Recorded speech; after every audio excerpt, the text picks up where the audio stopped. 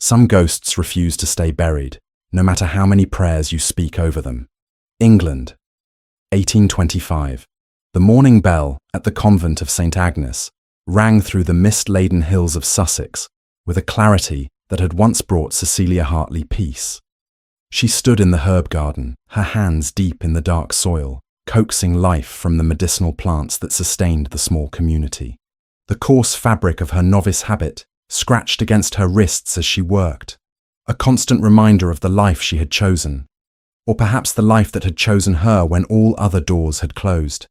At 26, Lady Cecilia Hartley had been a resident of these sacred walls for 4 years, yet the Reverend Mother Catherine still watched her with eyes that saw too much.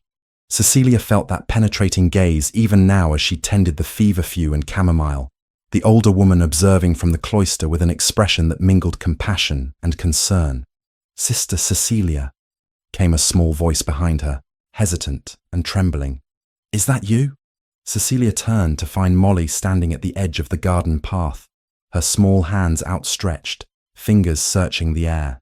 The 7-year-old girl had been born without sight, abandoned at the convent gates 3 years prior. Of the 6 orphans who lived within these walls, Molly had attached herself most firmly to Cecilia's heart. "It is me, little one," Cecilia replied, wiping her soil-stained hands on the apron tied over her habit. She moved quickly to the child, taking those searching fingers in her own. "What troubles you this morning?" "I heard the sisters whispering," Molly said, her sightless eyes turned upward toward where she knew Cecilia's face must be. "They sounded frightened. Are we in danger?" Cecilia felt a tightness in her chest. The convent was meant to be a refuge from the dangers of the world beyond its walls. Yet somehow the world always found a way to intrude. "No danger threatens you, sweet Molly. I promise you that."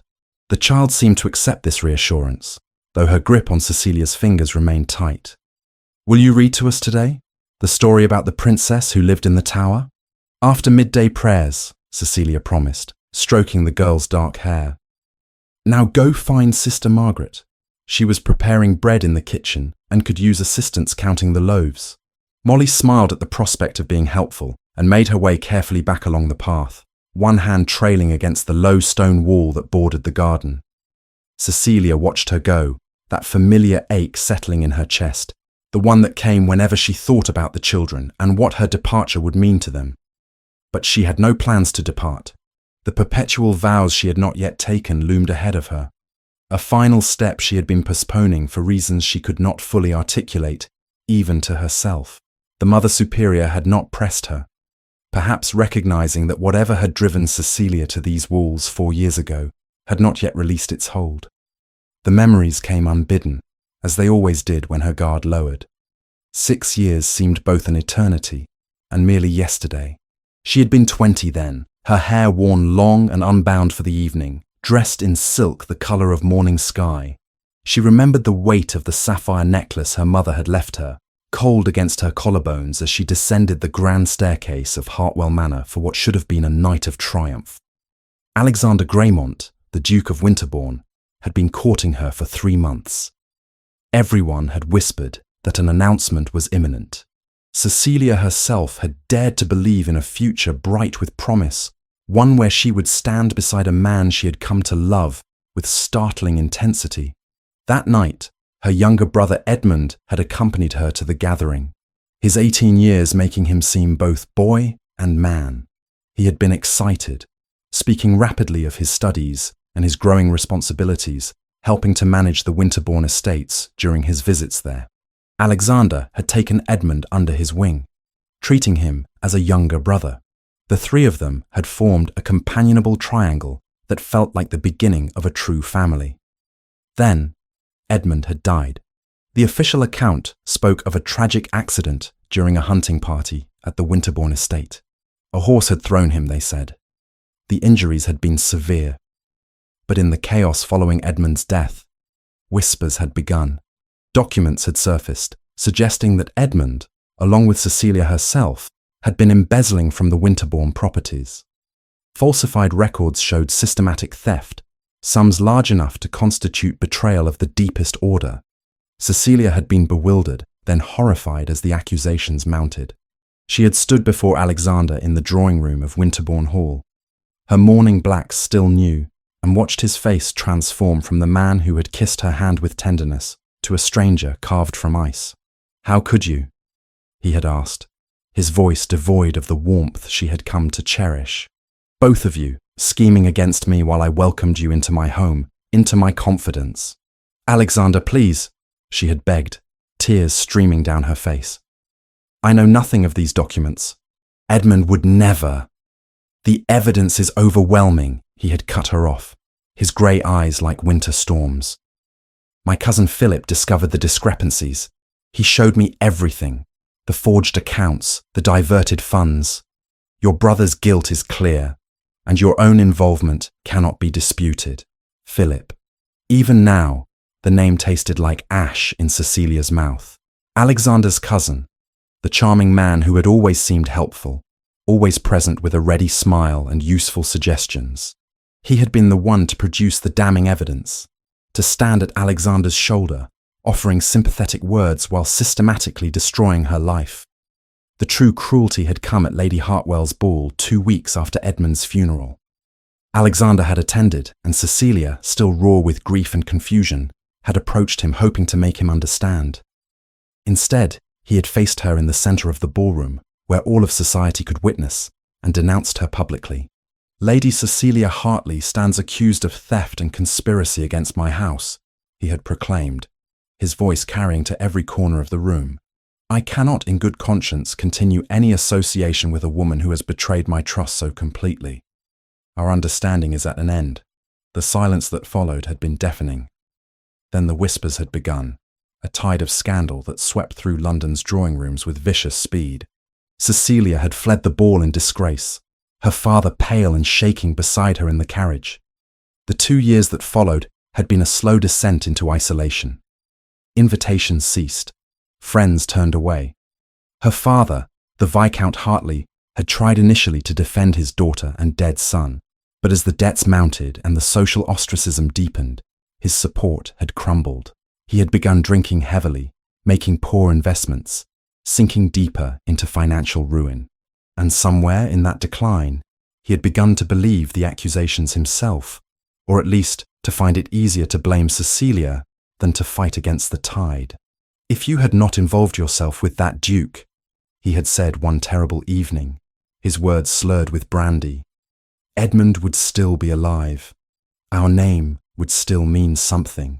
The logic was twisted, irrational, but grief and shame had poisoned his mind.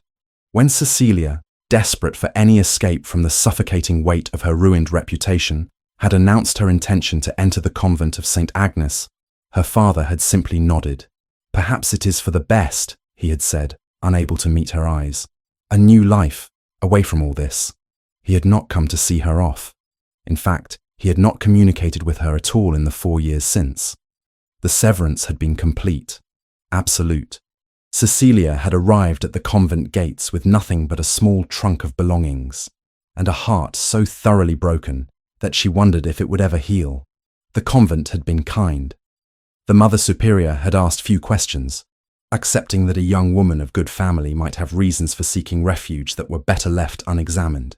Cecilia had thrown herself into the rhythms of religious life. The prayers, the simple work, the care of the orphaned children who needed gentleness more than judgment.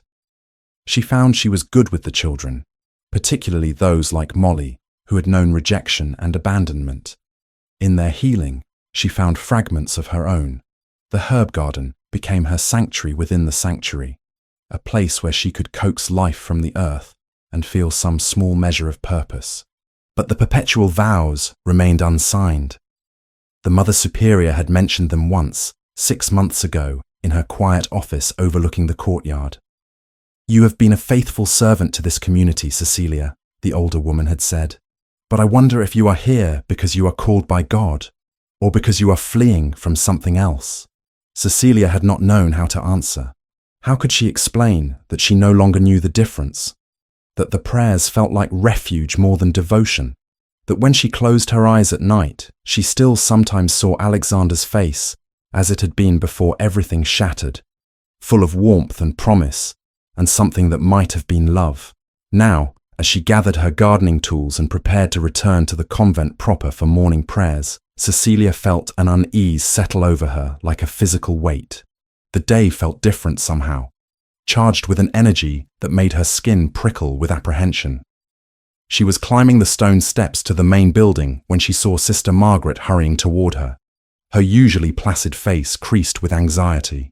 "Sister Cecilia, the Mother Superior requests your immediate presence," the older nun said breathlessly. "There is a messenger from London. He brings urgent news." Cecilia's stomach dropped. News from London could only mean complications, disturbances to the carefully maintained distance she had established between herself and the life she had left behind. She followed Sister Margaret through the cool corridors to the Mother Superior's office, each step feeling heavier than the last. The Mother Superior sat behind her desk, her expression grave. A young man in travel-stained clothing stood nearby, his cap clutched in his hands. "Lady Cecilia," the Mother Superior began, using the title Cecilia had long since tried to forget. "This messenger brings word from the Duke of Winterbourne. His Grace is travelling to this convent and will arrive before nightfall. He demands an audience with you." The words struck Cecilia like a physical blow. For a moment, she could not breathe, could not think. Alexander, coming here. After 6 years of silence, after the destruction he had wrought, he dared to demand her presence. "No," she heard herself say, her voice harsh and unfamiliar. "I will not see him. I cannot." The Mother Superior's expression softened with sympathy, but her voice remained firm. "I received a separate communication, Cecilia. It arrived by private courier an hour before this messenger. The Duke has discovered evidence that your brother was murdered. He believes you were falsely accused and that the true criminal remains at large. He seeks your assistance in bringing this person to justice." The room tilted. Cecilia gripped the back of a chair to steady herself. "Murdered? Edmund was murdered." "So the Duke claims," the Mother Superior replied. "He writes that he has proof of your innocence and Edmund's. He has been investigating for several months." "Then let him investigate without me," Cecilia said, her voice breaking. "I want nothing to do with him. He destroyed my life, my reputation, my family. He can pursue his justice without my participation." The Mother Superior rose and came around the desk, placing a gentle hand on Cecilia's trembling shoulder. "My child, if your brother was truly murdered and you have the power to help reveal the truth, is that not a sacred duty? Justice is the Lord's work. The Duke of Winterbourne cares nothing for the Lord's work," Cecilia said bitterly. "He cares only for himself and his precious reputation." "Perhaps," the Mother Superior conceded, "but your brother's memory deserves the truth. And you, my dear, deserve to know what really happened. You have been living in a limbo here, unable to fully commit to this life because you never received answers to the questions that drove you through our gates." Cecilia closed her eyes, feeling tears slide hot down her cheeks. The Mother Superior was right, though she hated to admit it.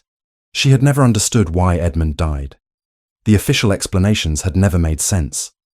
If he had truly been stealing from Alexander, why would he have been so eager to visit the estate? Why had he seemed so happy, so full of purpose?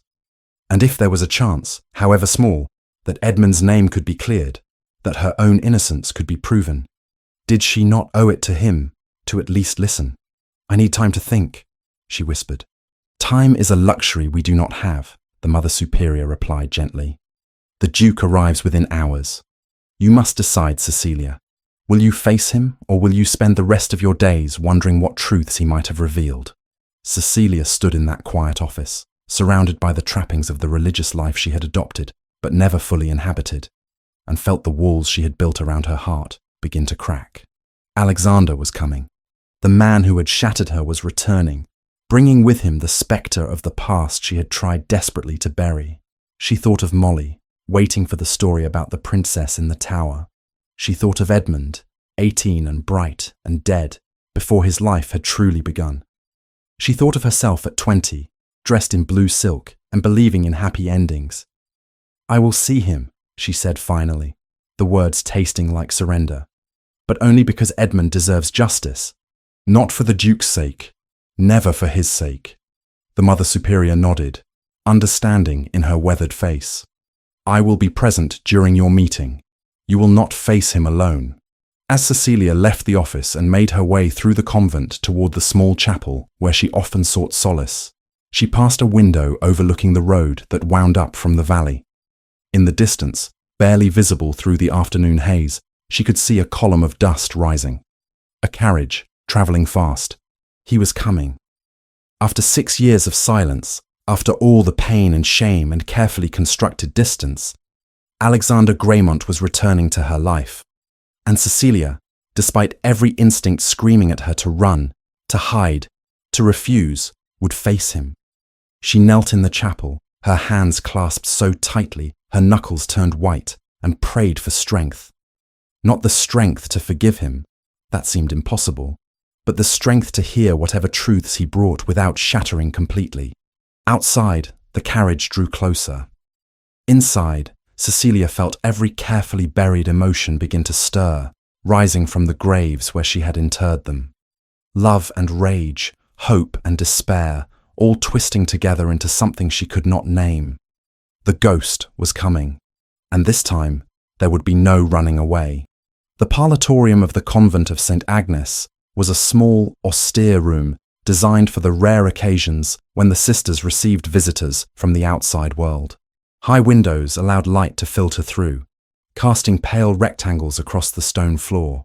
The only furnishings were a simple wooden table and 4 chairs, their surfaces worn smooth by decades of use. A crucifix hung on the whitewashed wall, Christ's suffering face seeming to watch over whatever conversations transpired below. Cecilia entered the room with the Mother Superior at her side, her heart hammering so violently she feared it might burst through her ribs. She had changed nothing about her appearance, refusing to give Alexander the satisfaction of seeing her prepare for his arrival. The coarse fabric of her novice habit felt suddenly like armor, a visible reminder of the life she had built in the ruins he had left behind. He stood when she entered, and the sight of him struck her with physical force.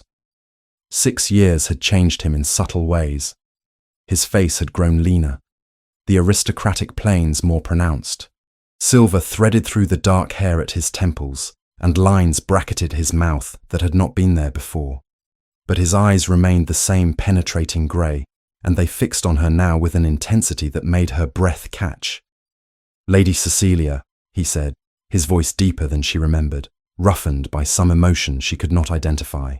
"I am Sister Cecilia now," she replied, her tone glacial. "Or I will be, once I take my final vows. You have no right to use my former title." Something flickered across his face, pain perhaps, but it vanished too quickly for her to be certain. He inclined his head in acknowledgement. "Sister Cecilia, then. Thank you for agreeing to see me." "I agreed to nothing," Cecilia said sharply. "The Mother Superior insisted, and I defer to her wisdom in such matters. But make no mistake, Your Grace. I am here out of duty to the truth, not out of any consideration for you."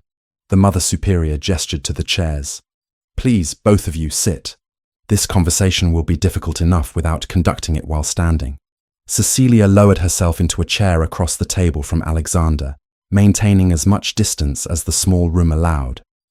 The Mother Superior positioned herself at the head of the table, a silent but authoritative presence. Alexander remained standing for a moment longer, as though gathering courage, before finally settling into his seat.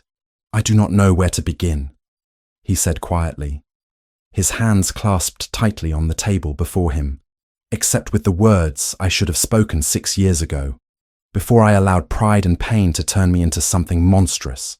I am sorry, Cecilia. Those words are inadequate, insufficient, but they are all I have. Your apologies mean nothing to me," Cecilia said, though her voice trembled. "Words cannot restore what you destroyed.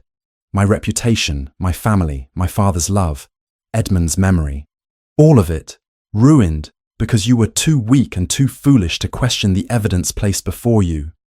Alexander flinched as though she had struck him. "You are absolutely right. I was weak. I was foolish. I was devastated by Edmund's death, and when Philip showed me those documents, when the evidence seemed so overwhelming, I allowed grief to cloud my judgment. I wanted someone to blame for the pain I felt, and you became that target.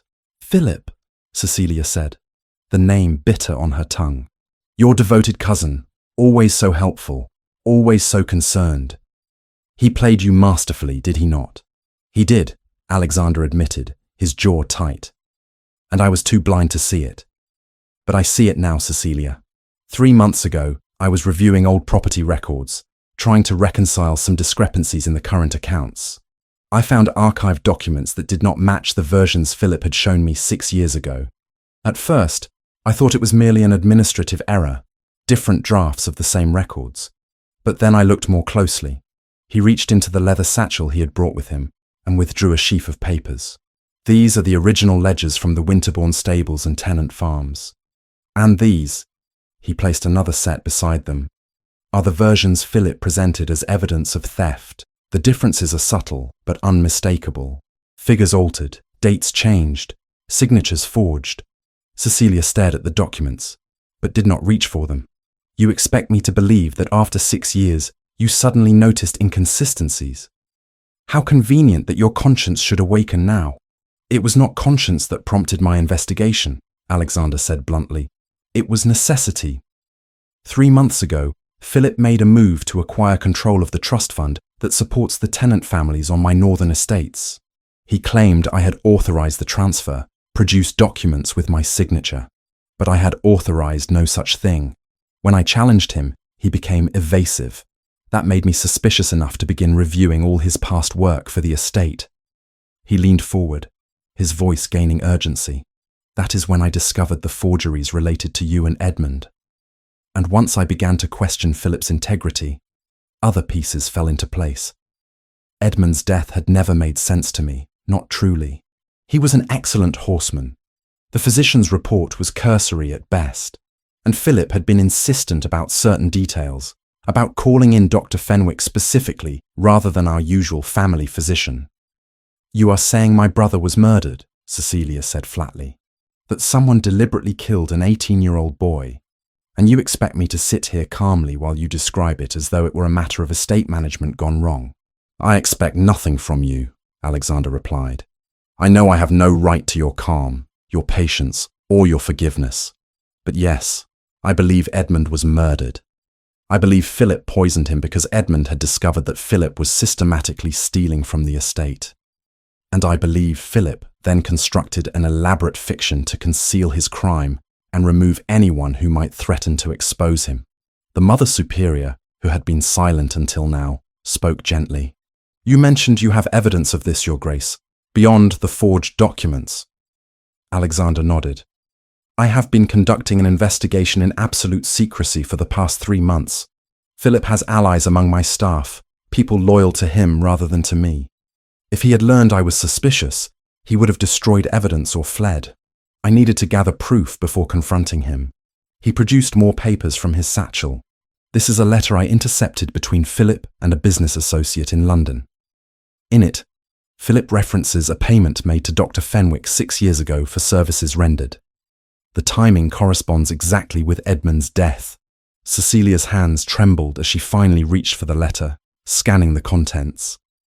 The handwriting was definitely Philip's, that elegant script she remembered from the few times he had corresponded with her father.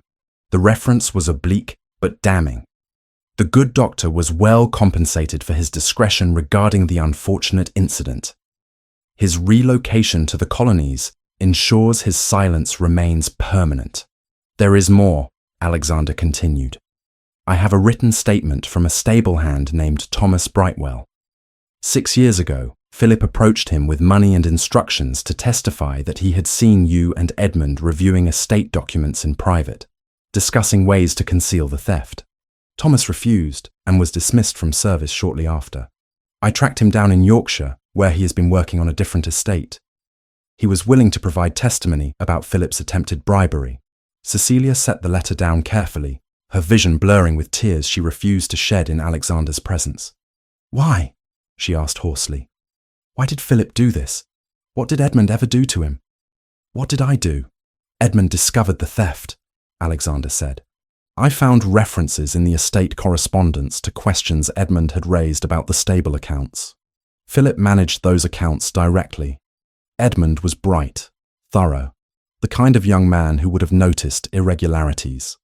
And he trusted Philip enough to have confronted him directly, which sealed his fate. "And me?" Cecilia demanded. "Why implicate me?" Alexander's expression grew even more pained. "Because you were close to me.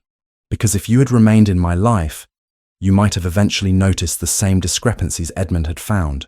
But more than that, I think Philip wanted to isolate me. He wanted me alone, bereft, dependent on his counsel. He had ambitions for controlling the estate, perhaps even for inheriting the title, if anything should happen to me." The room fell silent except for the sound of Cecilia's ragged breathing. The Mother Superior reached across the table and placed a comforting hand over Cecilia's clenched fist. "There is one critical piece of evidence I have not yet been able to obtain," Alexander said. "Edmund's personal chambers at Winterbourne Hall have remained locked since his death. I could not bring myself to enter them, could not face the reminder of my failure to protect him.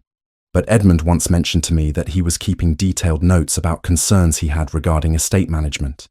He said he was documenting everything so he could present a comprehensive report." Cecilia's head snapped up. "I remember that. He wrote to me about it.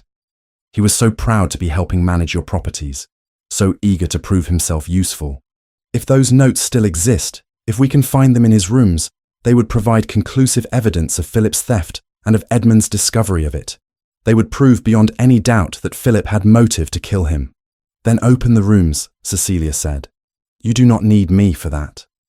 "I do," Alexander replied quietly, "because I am not strong enough to face what is in those rooms alone. Because you knew Edmund better than anyone. You would know where he might have hidden something important, what to look for among his belongings. And because I need you to confirm certain details from the day he died, things only someone who was there would remember. You want me to return to Winterbourne Hall," Cecilia said, her voice hollow. "To the place where everything ended, to the rooms where my brother last lived, where you destroyed my life in front of all of society." "I know what I am asking is cruel," Alexander said. "I know I have no right to ask anything of you, but Edmund deserves justice, Cecilia. His name deserves to be cleared, and Philip cannot be allowed to escape consequences for what he has done. Why should I care about justice for Edmund when you showed him none?" Cecilia's voice rose, years of suppressed rage finally breaking through. "You believed the lies about him instantly. You never questioned, never investigated, never gave him the benefit of doubt. You let the world believe my brother was a thief and died in disgrace." "You are right," Alexander said, his own composure cracking. "I failed Edmund catastrophically. I failed you both. And I will spend the rest of my life attempting to make amends for that failure, even though I know it is impossible. But there is another reason you should help me, even if you cannot do it for my sake or Edmund's memory." "What reason?" Cecilia asked bitterly. "Philip is currently in London, courting Miss Helena Stanton. She is 19 years old, the sole heir to a considerable fortune. Her father is elderly and in poor health. If Philip marries her, he will have access to her money. And if her father should die suddenly, as Edmund did, Philip would control everything." The implication hung in the air, dark and terrible. Cecilia felt ice slide down her spine. The Mother Superior spoke into the heavy silence. "You believe this young woman is in danger. I believe Philip has killed before, and will kill again if it serves his purposes," Alexander said. "I have evidence, but not enough to bring formal charges. The authorities require more than suspicious letters and hearsay. But if we can prove what he did to Edmund, if we can establish a pattern of criminal behavior, we can stop him before he murders another innocent." Cecilia pressed her hands to her face, overwhelmed by the flood of information, by the resurrection of memories she had worked so hard to bury. Edmund, bright and eager and dead before his time. A young woman in London, unknowingly courting death in the guise of a charming gentleman. And Alexander, sitting across from her with devastation written across his features, offering truths that changed nothing and everything simultaneously. "I need time," she whispered. I need to think. We do not have much time, Alexander said urgently. Philip plans to formalize his engagement to Miss Stanton within the month. Once they are legally bound, it becomes much harder to act. Then you had better hope I think quickly, Cecilia snapped, rising abruptly from her chair. Because I will not be rushed into a decision of this magnitude. You may have spent 3 months investigating, Your Grace, but I have spent 6 years rebuilding a life from the ashes you left behind. Forgive me if I am not eager to risk that reconstruction on your word alone. She turned to the Mother Superior. May I be excused, Mother? The older woman nodded, sympathy clear in her eyes. Of course, child. Pray on this. Seek guidance. Return when you have reached a decision. Cecilia fled the parlatorium without looking back at Alexander. She hurried through the stone corridors of the convent, her vision blurred, her breath coming in gasps. She found herself in the chapel, collapsing into a pew at the back, where shadows gathered thickest. For 6 years, she had carefully, painfully constructed walls around her heart. She had locked away the memories of Alexander's warmth, his laughter, the way he had looked at her as though she was something precious. She had buried the agony of his public denunciation, the humiliation of his rejection, the years of exile and shame that followed. And now he returned, offering truths that should have been spoken 6 years ago, offering evidence of innocence that came too late to save her father's affection, her brother's reputation, her own place in the world she had once known. But there was Molly to think of, and the other orphans who depended on the routine and safety of the convent. There was the life she had built here, limited but peaceful. And there was Miss Helena Stanton, 19 and innocent, standing in the path of a murderer.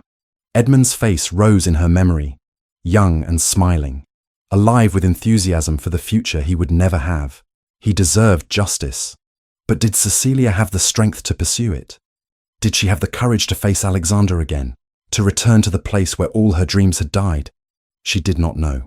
And as she knelt in the dim chapel, hands pressed together in prayer, she begged for an answer that would not come easily. Cecilia spent the night in sleepless turmoil, her mind churning through possibilities and impossibilities until dawn crept through the narrow window of her cell. When the morning bell rang, she rose with a clarity born of exhaustion. She would help, but only because Edmund deserved the truth, and because an innocent young woman's life hung in the balance. Not for Alexander, never for him. She found the Mother Superior in her office and stated her decision with quiet firmness. The older woman nodded, unsurprised, and summoned Alexander from the modest inn where he had spent the night. When he arrived in the parlatorium, hope flickered across his face, quickly suppressed. Cecilia met his gaze with steel in her own. I will assist in your investigation, she said before he could speak. But understand this clearly, Your Grace.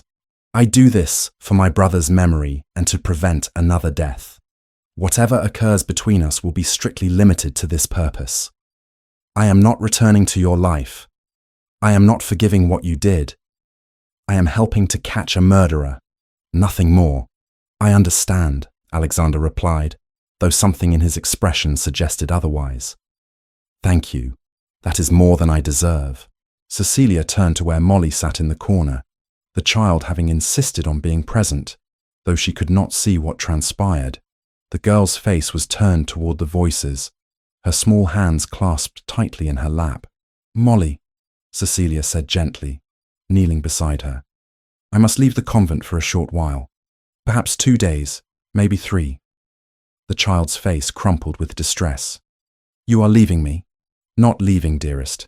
Only traveling to help discover the truth about someone I loved who died. A truth that has been hidden for a very long time. Molly reached out and touched Cecilia's face, her small fingers tracing the lines of worry and fatigue there. My mother used to say that truth is important, even when it hurts. Is this a hurting truth? Yes, Cecilia admitted. But it is necessary. Then you must go, Molly said with the surprising wisdom children sometimes possess. But you will come back. I promise, Cecilia whispered, pulling the child into an embrace. I will always come back to you. The journey to Winterbourne Hall took most of the day. Alexander had arranged for Sister Margaret to accompany them as chaperone. the elderly nun sitting across from Cecilia in the luxurious carriage, while Alexander rode alongside on horseback, giving them privacy. The countryside rolled past, green and lush with late spring growth. But Cecilia saw none of its beauty.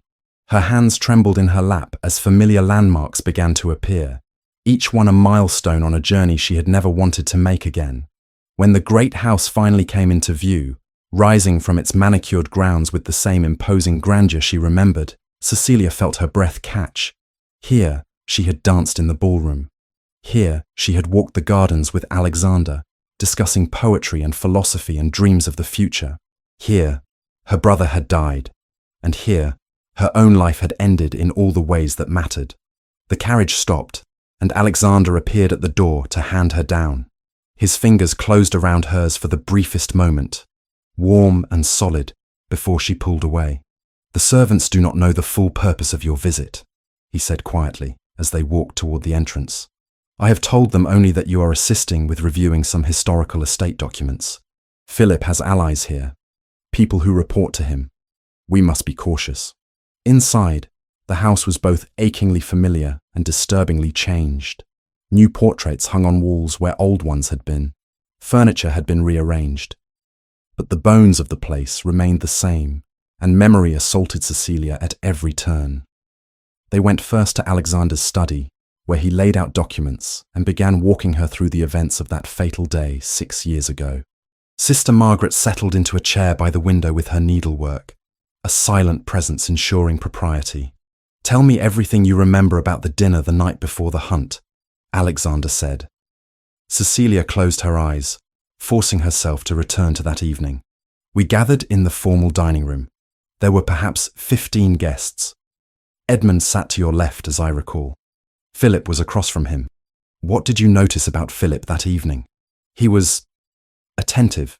He kept refilling Edmund's wineglass, making a point of saying it was a special vintage, something rare he had acquired specifically for the occasion.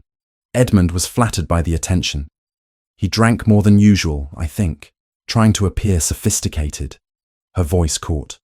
"He was only 18, still so young, so eager to impress." Alexander's jaw tightened. "The wine. I remember that now. Philip made a show of it, yes. At the time, I thought it was merely generous hospitality. During the meal, did Edmund seem ill?" "Not during," Cecilia said slowly, searching her memory. "But afterward, when the ladies retired and left the gentlemen to their port, I saw Edmund briefly in the corridor. He was heading to his chambers. I asked if he was well, and he said he felt dizzy, slightly nauseated. He laughed it off, said he had drunk too much and was not accustomed to such rich food." "Did anyone else see him in that state?" "I do not know. I went to my own rooms shortly after." She opened her eyes and met Alexander's gaze. "The next morning, he insisted on riding, despite still feeling poorly. I begged him to rest, but he would not hear of it. He said he could not miss the hunt, that it would seem weak." "And Philip?" Alexander asked. "Where was he that morning?" Cecilia frowned, concentrating. "Philip claimed to have overslept, I remember that. He did not join us for breakfast. He appeared only as the hunting party was preparing to depart, apologizing for his tardiness." "Yet you said Edmund showed signs of illness the morning after the dinner. What signs exactly?" "He was pale," Cecilia said, the memory sharpening. "Terribly pale, almost grey. His lips had a bluish tint. I thought perhaps he had caught a chill, and he was trembling, though he tried to hide it. When I touched his hand to check for fever, his skin was clammy, cold despite the warm day. Alexander had gone very still. Bluish lips, trembling, cold, clammy skin. Those are symptoms consistent with arsenic poisoning." The words hung in the air between them. Cecilia felt ice slide through her veins. "You are saying Philip poisoned the wine. That Edmund was dying even before he mounted his horse. The poison would have weakened him severely," Alexander said grimly. "Any fall, even a minor one, could have been fatal in that condition. And Philip made certain he fell by selecting a particularly spirited horse for Edmund, claiming it needed exercising." Cecilia pressed her hands to her mouth, fighting nausea. Edmund had not simply died. He had been murdered slowly, methodically, while everyone around him remained oblivious. "We need to find his diary," Alexander said. "If Edmund documented his concerns about the accounts, if he recorded his intention to confront Philip, it will provide the final piece of evidence we need." They climbed the stairs to the second floor, Sister Margaret following at a discreet distance. Alexander led them down a corridor Cecilia remembered too well, stopping before a door that stood closed and silent. "This was Edmund's room," he said quietly. "I had it locked after his death. No one has entered since." He produced a key from his pocket, but his hand shook as he fitted it into the lock. The mechanism turned with a click that seemed unnaturally loud. The door swung open, revealing darkness. Cecilia stepped inside first, before courage could fail her. Heavy curtains covered the windows, blocking the light. Alexander moved past her to draw them open. An afternoon sun spilled across furniture thick with dust. Belongings left exactly as Edmund had placed them 6 years ago. His riding coat still hung on its hook. Books lay stacked on the desk, a page corner turned down to mark a place he would never return to. His pocket watch rested on the nightstand, stopped at some forgotten hour. Cecilia felt her knees weaken. Sister Margaret appeared at her elbow, offering silent support. But Cecilia shook her head and moved deeper into the room, running her fingers over Edmund's belongings with a tenderness that made her chest ache. Where would he have hidden something important? Alexander asked gently. "Somewhere clever," Cecilia said. "Edmund loved puzzles, secrets. He used to hide treasures as a boy, making games of finding them." She looked around the room with fresh eyes. "Check under loose floorboards, behind the baseboards, perhaps in the bed frame itself." They searched methodically, Alexander taking one side of the room, Cecilia the other. Minutes stretched into an hour. Cecilia's back ached from bending, her fingers grimy with dust. She was beginning to despair when her hand brushed against a section of floorboard near the wardrobe that moved slightly under pressure. "Here," she breathed. Alexander crossed to her quickly. Together, they pried up the loose board, revealing a hollow space beneath. Nestled in the darkness was a leather-bound journal, its pages filled with Edmund's familiar handwriting. Cecilia lifted it with trembling hands, opening to the first page. The entries were dated, starting from several months before his death. She read aloud, her voice breaking. "March the 8th. I have noticed discrepancies in the stable accounts. Feed purchases seem excessive for the number of horses maintained. We'll investigate further." She turned pages, following Edmund's growing suspicions as he documented irregularities, questioned suppliers, cross-referenced receipts with actual deliveries. His young mind had been methodical, thorough, determined to understand the truth. The final entry was dated the day before his death, May the 20th. "I now have conclusive proof that Philip Cheswick has been systematically stealing from the Winterbourne estates. The amounts are substantial, nearly £3,000 over the past 2 years. I will confront him tomorrow after the hunt. The evidence is irrefutable. Alexander must know what his cousin has done." Cecilia's voice failed. She closed the diary and held it against her chest, tears streaming down her face. He knew. Edmund knew, and Philip killed him for it. Alexander stood frozen, his face carved from stone, but his eyes blazed with a fury Cecilia had never witnessed. £3,000. Philip murdered an 18-year-old boy over money and the fear of exposure. "What do we do now?" Cecilia asked. "We confront him," Alexander said. "Publicly, where he cannot escape or destroy evidence. There is a ball in London in 3 days' time, at the Hastings estate. Philip will be there, courting Miss Stanton. We will present him with this evidence before society itself." Cecilia recoiled. "You expect me to attend a ball? To face the very people who watched you destroy me?" "I know what I am asking is unconscionable," Alexander said. "But Philip will not expect you. Everyone believes you have vanished into religious life permanently. Your sudden appearance will shock him, make him vulnerable to mistakes. And the diary, combined with your testimony about his behavior that night and morning, will trap him completely." "I cannot," Cecilia whispered. "To return to that world, to stand before them all." "You can," Alexander said quietly. "You are the strongest person I have ever known, Cecilia." You survived what I did to you. You rebuilt a life from ashes. This will require only a few hours of that same courage. Sister Margaret spoke for the first time. Child, I cannot advise you on matters of worldly justice, but I can tell you this. Sometimes the Lord calls us to do hard things, not because they are easy, but because they are right. Cecilia looked down at the diary in her hands, at her brother's careful writing documenting his own death sentence. She thought of Miss Helena Stanton, 19 and unsuspecting. She thought of Edmund, who had deserved so much more than he had been given. Very well, she said at last. I will attend your ball, Your Grace, but you will provide appropriate dress and chaperone, and you will ensure that when this is finished, I can return to my life without further interference from you. Agreed, Alexander said immediately. As they prepared to leave Edmund's room, Cecilia felt Alexander's hand brush against hers as they both reached for the door handle. The contact lasted only a moment, but it sent an unwelcome warmth through her body, a reminder of feelings she had worked hard to bury. She pulled away sharply, clutching the diary tighter. This was about justice, she reminded herself. Only justice. Whatever Alexander Graymont made her feel was irrelevant to that purpose. But as they descended the stairs and made their way back to the carriage, she could not quite convince herself that irrelevance was the same as immunity. The days between the discovery of Edmund's diary and the Hastings ball passed in a blur of preparation and mounting dread.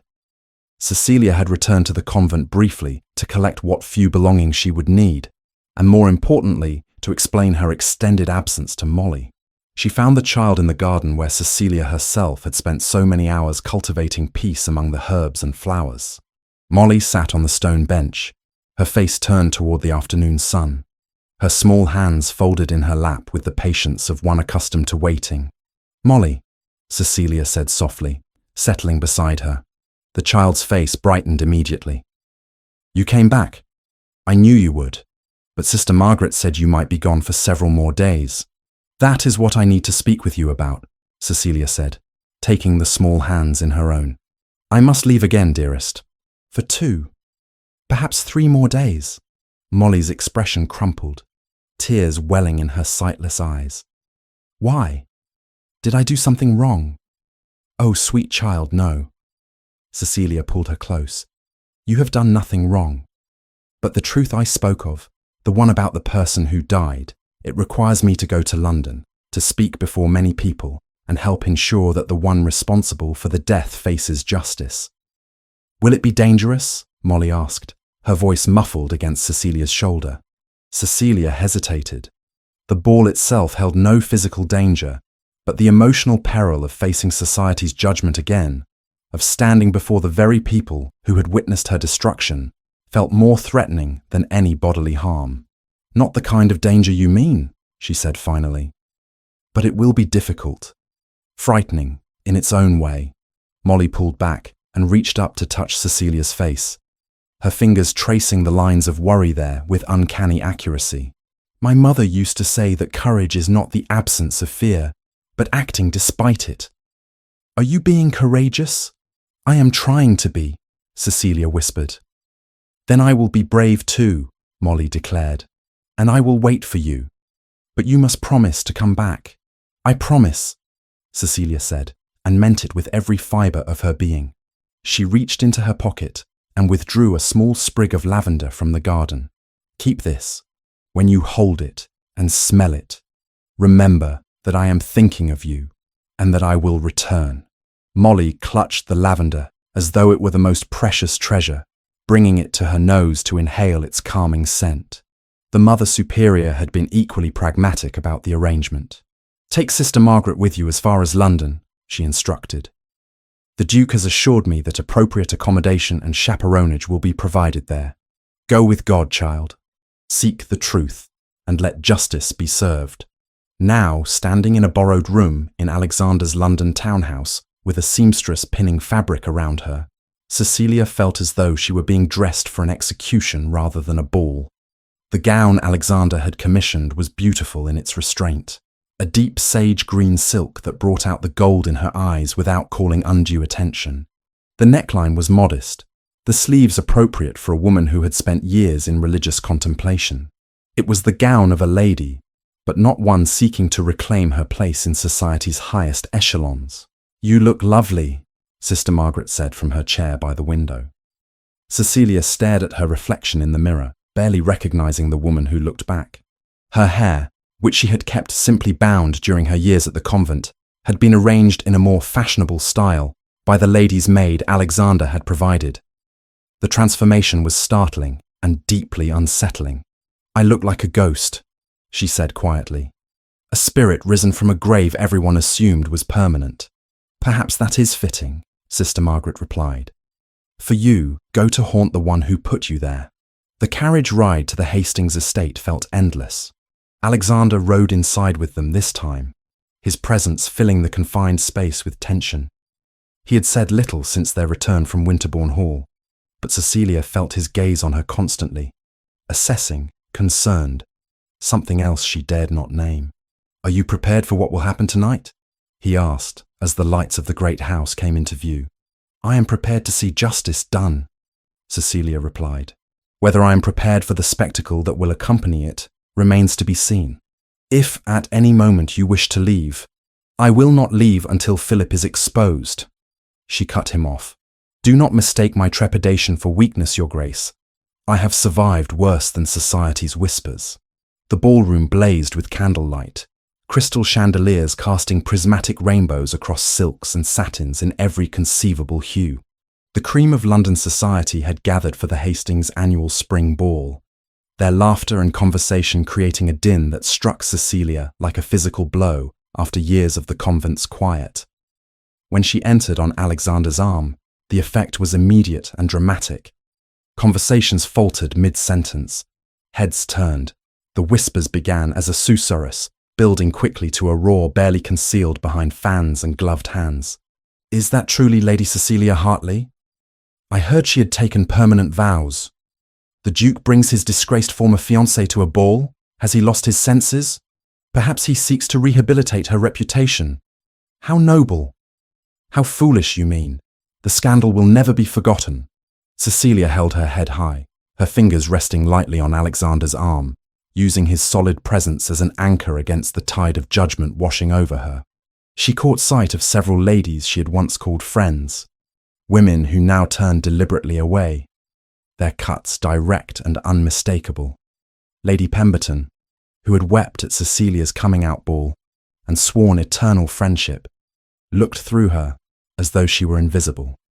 Miss Caroline Winters, with whom Cecilia had shared secrets and laughter during countless afternoons, whispered behind her fan to her companion while staring openly at Cecilia, with something between pity and contempt. Only a few faces showed any warmth.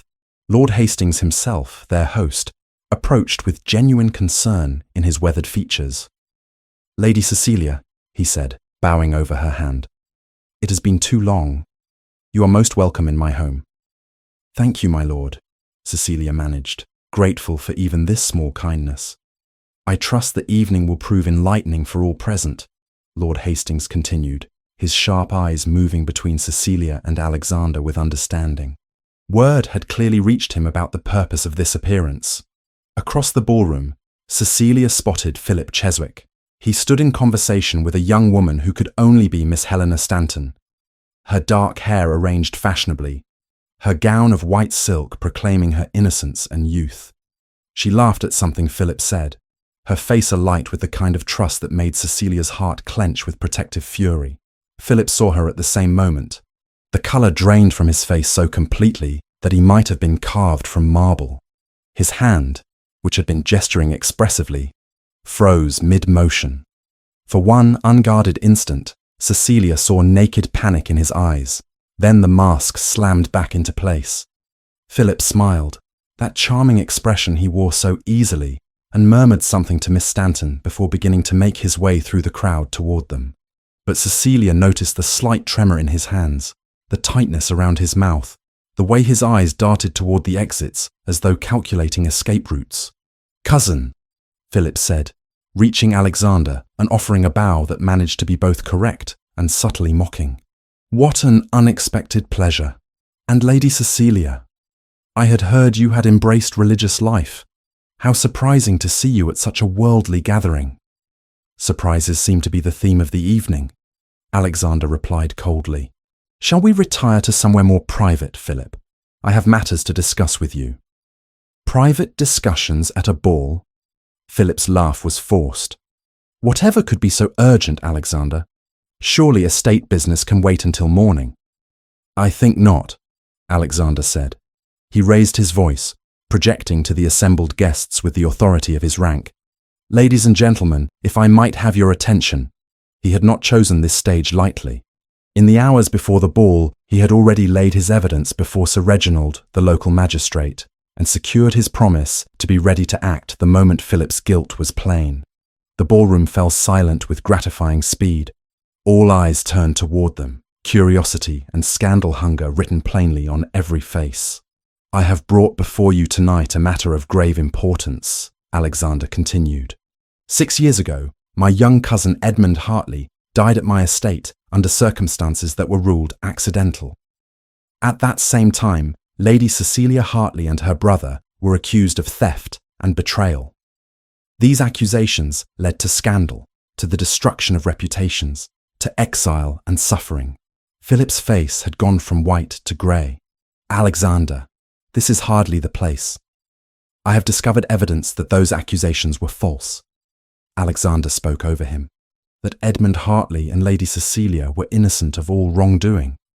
More than that, I have proof that Edmund was murdered, poisoned with arsenic the night before the hunting accident that claimed his life." Gasps rippled through the crowd. Miss Stanton, standing near her father, looked confused and frightened. Mr. Stanton, a portly gentleman with keen eyes, had gone very still, his gaze fixed on Philip with new scrutiny. Alexander produced the forged documents, holding them high. "These are falsified ledgers, created to implicate Edmund and Lady Cecilia in theft that never occurred. And I have here," he withdrew Edmund's diary, "the personal journal of Edmund Hartley himself, documenting his discovery of systematic embezzlement from my estates." Philip's charm had completely evaporated. "This is madness. You cannot possibly believe—" "I believe the evidence," Alexander said. "Lady Cecilia, would you share with those assembled what you witnessed the night before Edmund's death?"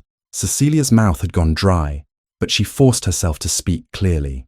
"Philip Cheswick served my brother wine that evening, making a particular show of its rarity and quality. Edmund drank heavily, flattered by the attention. That night and the following morning, he showed signs of severe illness, nausea, trembling, extreme pallor. The boy drank too much," Philip interjected desperately. "Everyone saw it." "Everyone saw what you orchestrated," Cecilia continued, her voice growing stronger. "You also insisted that Dr. Fenwick be called when Edmund fell from his horse, rather than the regular family physician. Dr. Fenwick, who received a substantial payment from you shortly afterward, and who removed himself to the colonies with remarkable haste." Philip's composure was cracking visibly now, sweat beading on his forehead despite the cool evening. "Coincidence. You have no proof of any payment. We have your own correspondence referencing it," Alexander said. "But please, Philip, tell us about that morning. You claimed you overslept, that you did not see Edmund before the hunt began." "I did oversleep," Philip said, but his voice had lost its conviction. "Then how?" Cecilia asked, stepping forward. "Did you know that Edmund's lips were blue that morning, that his skin had taken on a greyish pallor, that he trembled despite the warm weather?" The ballroom had gone deathly silent. Every eye was fixed on Philip, watching as understanding dawned on face after face. He had described symptoms he should not have witnessed. "Someone must have mentioned it," Philip stammered. "Who?" Alexander demanded. "Edmund went directly from his chambers to the stables. He spoke only to Lady Cecilia and the grooms. None of them discussed his appearance with you. You claimed to arrive late, to have missed seeing him entirely. Yet you just described his condition with precise accuracy." Philip looked wildly around the ballroom, seeking support, escape, anything. "This is absurd. You are twisting my words. I merely assumed—" "You assumed incorrectly," Alexander said, his voice like iron. "Because you killed him, Philip. You poisoned Edmund Hartley because he discovered you were stealing from me. You framed him and Lady Cecilia to cover your crime. And now you stand here courting another innocent, likely planning similar tragedy if it suits your purposes." Mr. Stanton had crossed the floor quickly, placing himself between Philip and his daughter. "Miss Stanton and I will be departing immediately," he said coldly, "and any understanding between our families is hereby severed." Philip's face twisted with fury and fear. "You will regret this, Alexander. All of you. I will not be made a fool." He turned toward the doors, but two footmen Alexander had positioned there moved to block his path. Philip spun back, his eyes wild, all pretense of civility abandoned. "He deserved it," Philip snarled, the words erupting before he could stop them. "Edmund deserved what happened. Stupid boy, poking into matters that did not concern him. And you," he rounded on Cecilia, "you would have discovered it eventually. You were always too clever for your own good. I did what was necessary." The confession hung in the air, damning and complete. Lord Hastings gestured to his servants. "Detain this man. Send for the magistrate at once." As Philip was seized, still shouting denials and threats, Cecilia felt her knees weaken. Alexander's hand was there immediately, supporting her elbow, steady and warm. Around them, society erupted into chaos. Voices raised in shock and speculation. But Cecilia heard none of it. She had done what she came to do. Justice for Edmund had begun. The days following Philip Cheswick's arrest at the Hastings ball moved with a momentum that felt both inevitable and surreal.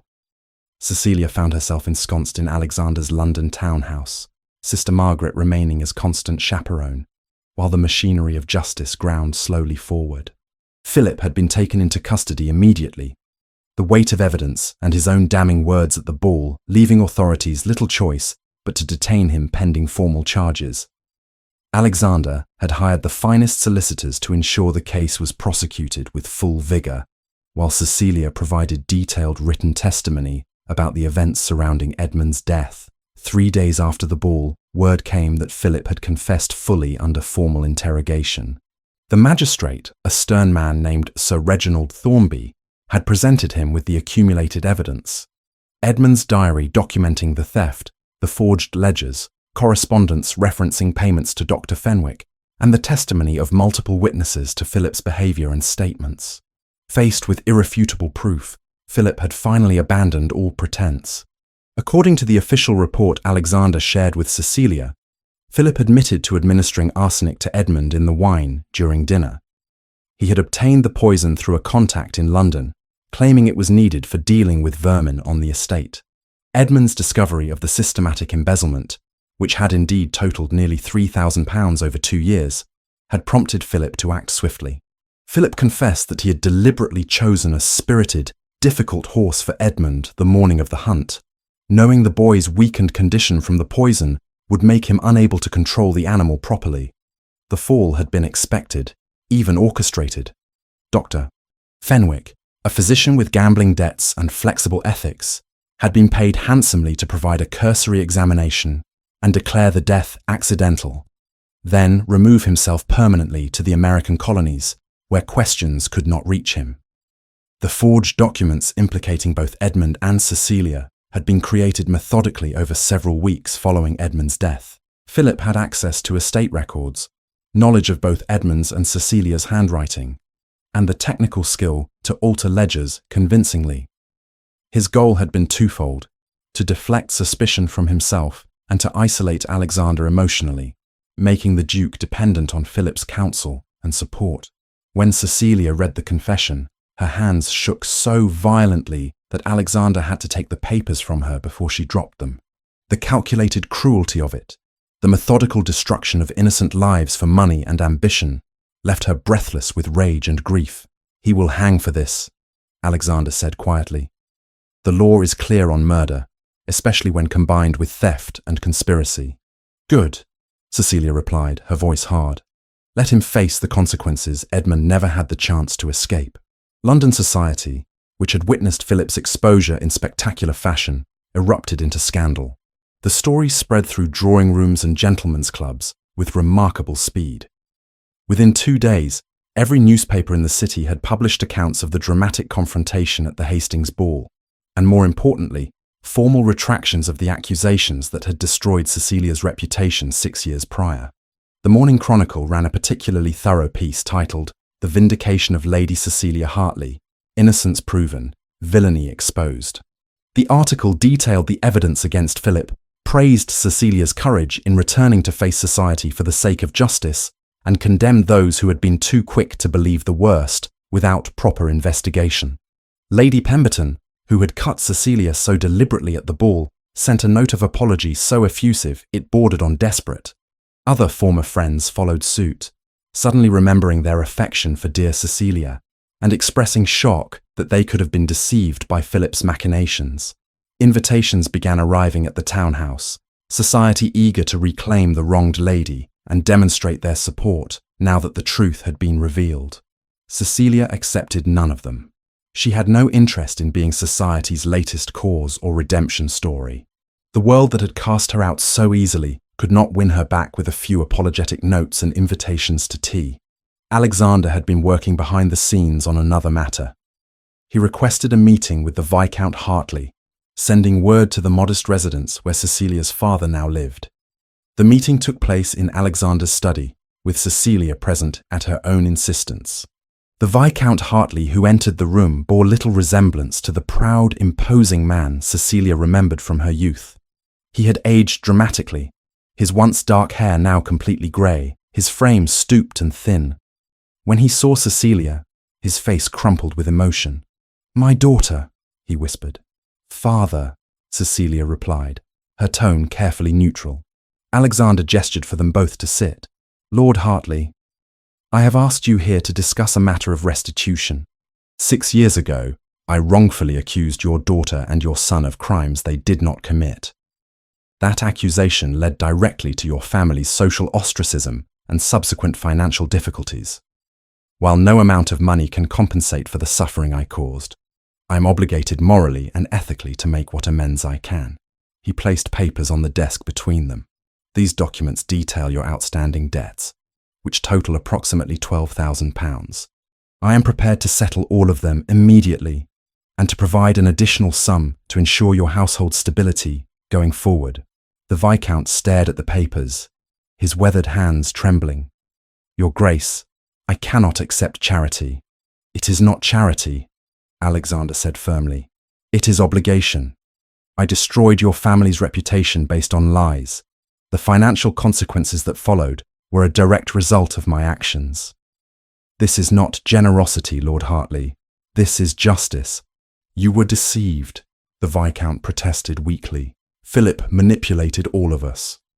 "I was the Duke of Winterbourne," Alexander replied, his voice hard with self-recrimination. "I had resources and authority to investigate properly. I chose instead to believe convenient lies because I was grieving and wanted someone to blame. That is my failure, not Philip's success. Accept the reparation, Lord Hartley. Your son Edmund deserves that much at least." The Viscount's eyes filled with tears at the mention of his son. He looked at Cecilia, who had remained silent throughout the exchange.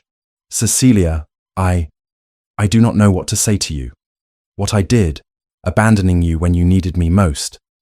There are no words adequate to express my shame." "Then perhaps you should not try to find them," Cecilia said quietly. "Words have proven themselves remarkably inadequate in this entire affair. I let my pride and my pain turn me into someone I despise," her father continued, the words tumbling out desperately. "When Edmund died, when the scandal broke, I could not bear it. The weight of loss, of shame, of financial ruin, it crushed me. And instead of being strong for you, instead of standing beside my remaining child, I blamed you for everything. I convinced myself that if you had never attracted the Duke's attention, none of it would have happened." "That is irrational," Cecilia said. "It is," he agreed. "Completely irrational. But grief and pride make men irrational, make them weak and cruel. When you announced you were entering the convent, I told myself it was for the best. I told myself you would find peace there. But the truth is, I was relieved to have you gone. You were a reminder of everything I had lost, everything I had failed to protect." Cecilia felt tears burning behind her eyes, but refused to let them fall. "You were my father. I needed you, and you abandoned me when I had nothing and no one else. Do you understand what that did to me? I lost my brother, my reputation, my future, and then I lost you, the one person who should have believed in me, who should have fought for me. Simply walked away. I know, the Viscount said, his voice breaking completely. I know, and I will carry that guilt until I die. But Cecilia, please, if there is any possibility of forgiveness, I beg you to consider it. You are my daughter. You are all I have left of the family I once had. I do not deserve your forgiveness, but I am asking for it nonetheless. The room fell silent, except for the ticking of the clock on the mantel. Alexander sat very still, allowing the moment to unfold without interference. Cecilia looked at her father, this broken man who had once seemed so strong and certain. She thought of all the nights in the convent when she had prayed for this moment, imagined him returning to beg her forgiveness. In those imaginings, she had been cold and unmoved, had turned him away as he had turned her away. But now, faced with the reality of his genuine anguish and remorse, she found she did not want to carry the weight of that unforgiveness forever. It was too heavy, too poisonous. I forgive you, she said finally, and watched relief crash over her father's face. But father, understand that forgiveness does not mean forgetting. What you did hurt me profoundly.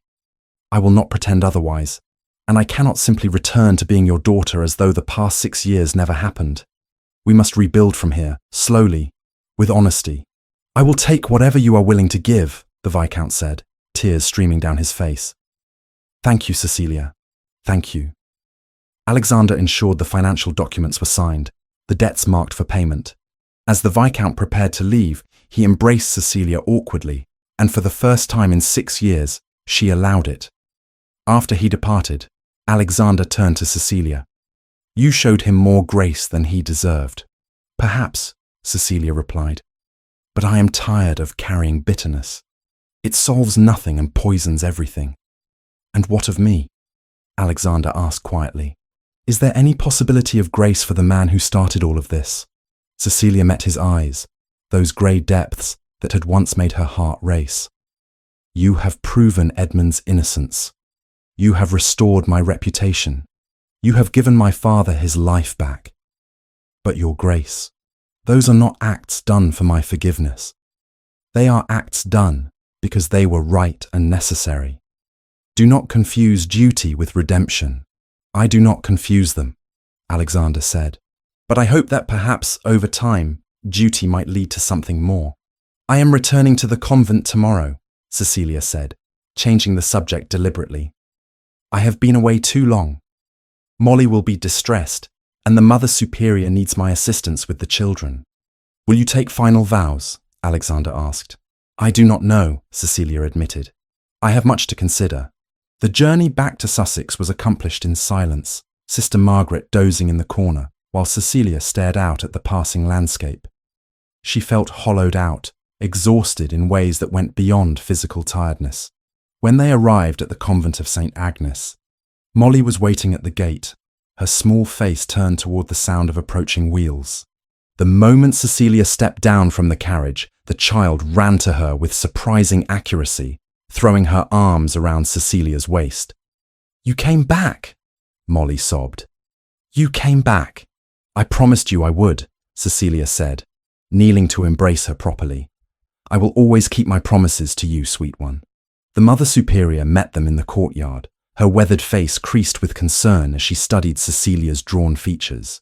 Come, child, you need rest and prayer. We will speak tomorrow. But when tomorrow came, and Cecilia sat across from the Mother Superior in the quiet office, the older woman's first words cut through to the heart of everything. You have achieved justice for your brother, she said. You have restored your good name. And yet I see no peace in your eyes. Tell me why.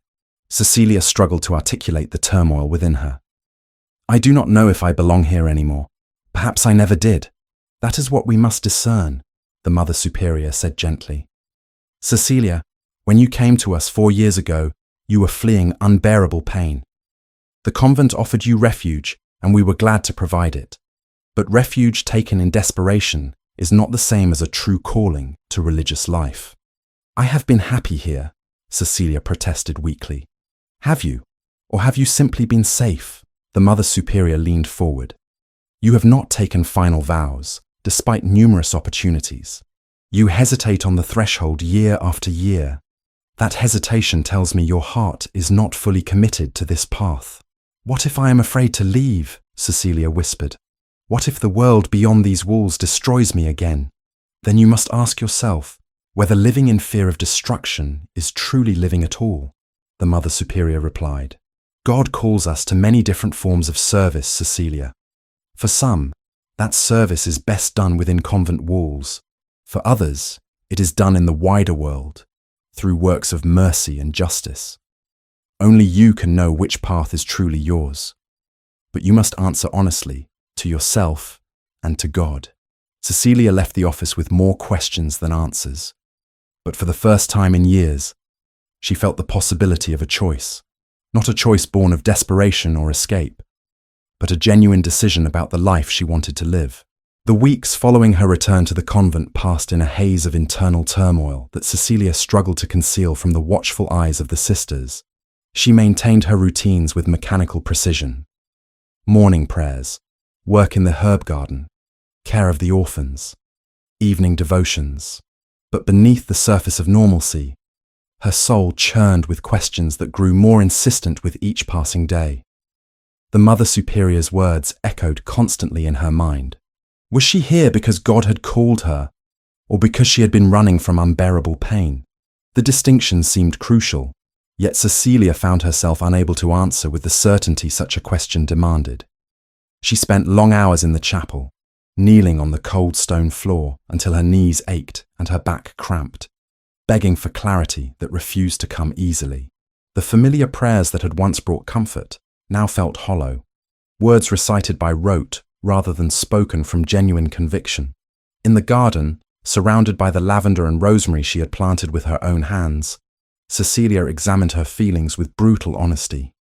She did love this work, the quiet satisfaction of nurturing plants from seed to bloom, of harvesting herbs that would ease suffering and promote healing. She loved the children, especially Molly, whose trust and affection had become precious beyond measure. But love of the work was not the same as a calling to religious life, and affection for the orphans did not necessarily mean she was meant to serve them from within convent walls. The truth, when she finally allowed herself to acknowledge it, was painfully simple. 4 years ago, she had come to St. Agnes not in response to divine summons, but in desperate flight from a world that had become intolerable. The convent had offered safety, anonymity, a place to hide from judgment and shame. She had been grateful for that refuge, had clung to it as a drowning person clings to floating debris. But she could no longer pretend that a sanctuary clung to in panic was the same as a calling freely embraced. And now that the circumstances had changed, now that her name had been cleared and justice served, the walls that had once protected her felt increasingly like a prison of her own making. The realization brought equal measures of liberation and terror. If she left, what would her life look like? Where would she go? What would she do? The world beyond the convent walls, though no longer actively hostile, remained uncertain and potentially dangerous. And then there was the question of Molly. Cecilia found the child in the courtyard one afternoon, sitting on the stone bench with her face turned toward the weak autumn sun. The girl's hands were folded in her lap, and she was humming tunelessly to herself, a habit she had when anxious. "Molly," Cecilia said softly, settling beside her. The child's face brightened immediately. "I knew you would come. I could hear your footsteps. You walk differently than the sisters, lighter, like you are always hurrying towards something." The observation, so innocently delivered, struck Cecilia with unexpected force. Was that true? Was she always hurrying, even here, where time moved with deliberate slowness? "Molly, I need to speak with you about something important," Cecilia began, choosing her words carefully. "You know that I have not yet taken my final vows to become a full sister of this order." The child nodded, her expression growing serious. "Sister Margaret explained it to me once. She said you are still deciding if this is where God wants you to be." "Yes, exactly. And I have been thinking very hard about that decision lately." Cecilia took a breath, forcing herself to continue. Molly, I believe I may not be called to remain here permanently. I think perhaps my work, my life, is meant to be lived outside these walls. Molly's face crumpled, tears welling immediately in her sightless eyes. You are leaving me, like everyone else leaves. The anguish in that small voice nearly broke Cecilia's resolve. She pulled the child close, holding her tightly. Not leaving you, dearest. Never abandoning you. But possibly finding a different way to serve, to live. But if you go, who will take care of me? Molly sobbed. Who will read me stories and let me help in the garden and explain things when I am confused? The sisters will care for you, Cecilia said gently.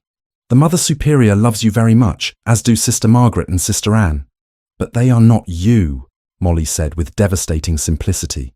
Cecilia had no answer for that.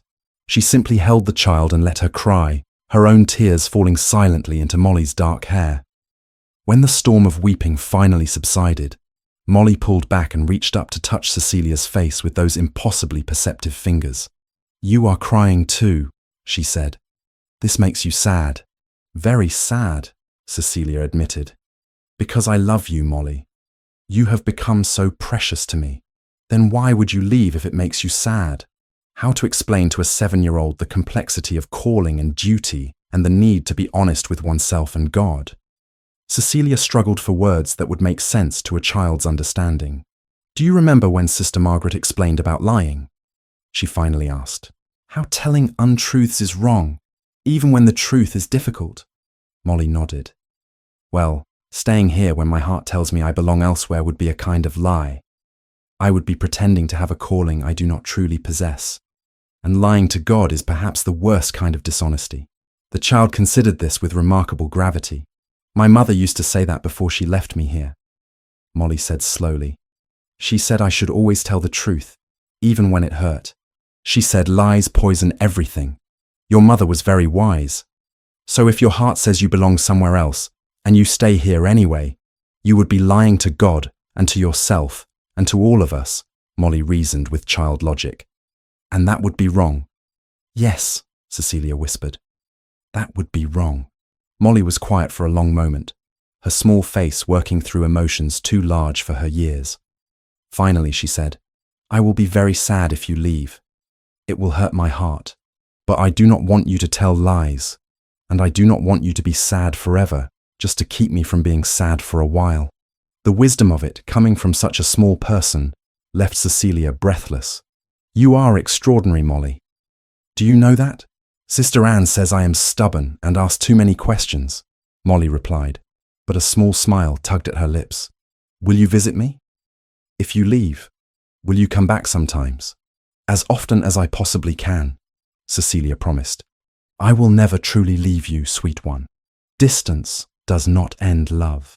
While Cecilia wrestled with her decision, events continued beyond the convent walls. A letter arrived from Alexander, delivered by messenger, requesting permission to call on her one final time. The Mother Superior brought it to her in the garden, her expression thoughtful. You need not see him if you do not wish it, the older woman said. But I think perhaps you should. There are things that need to be said before you can move forward, whichever path you choose. Cecilia agreed, though her hands trembled as she broke the wax seal and read Alexander's careful script. He wrote that he had settled matters related to Philip's prosecution, established a trust fund for families affected by his cousin's crimes, and reorganized the estate management to prevent such corruption from occurring again. He asked only for an hour of her time to say a proper farewell, promising to respect her wishes and make no demands upon her future.